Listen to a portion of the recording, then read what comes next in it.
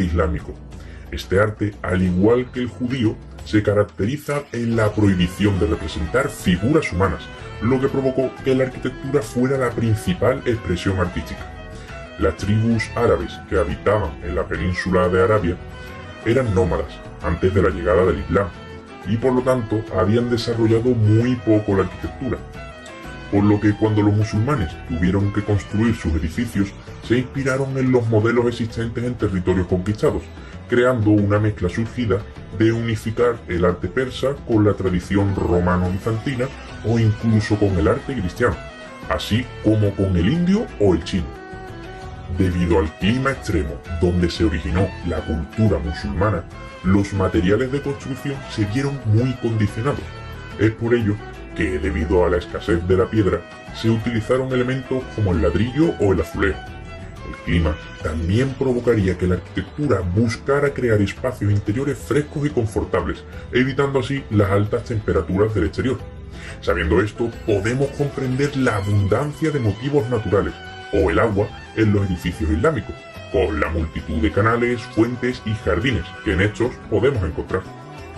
En cuanto a los soportes, se emplean principalmente columnas reaprovechadas y columnas de ladrillo.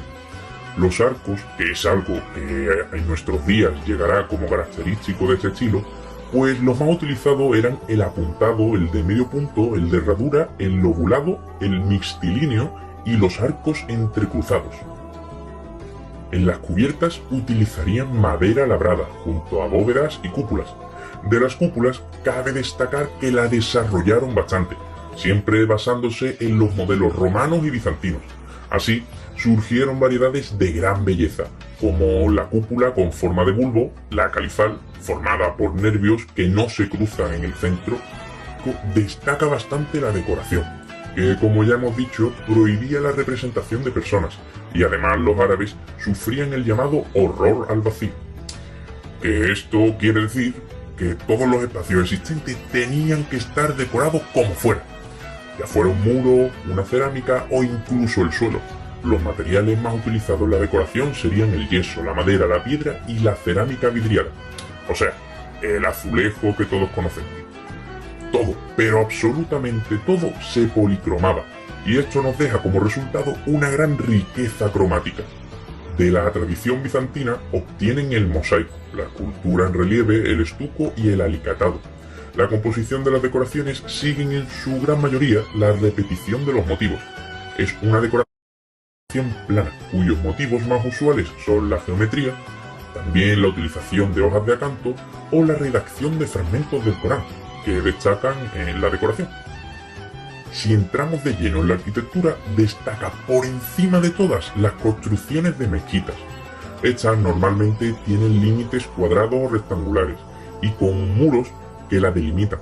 Normalmente cuentan con un patio denominado sham, en el que se colocan unas fuentes, en las cuales debían lavarse las personas que fueran a entrar a rezar. Después contaban con un espacio llamado haram, que es el recinto sagrado donde los fieles entran para escuchar el sermón. Uno de los muros que componen este haram es el más importante, ya que está orientado a la Meca, y que se denomina Muro de la Qibla. Este haram destaca por ser habitualmente organizado con arquerías, formando naves paralelas.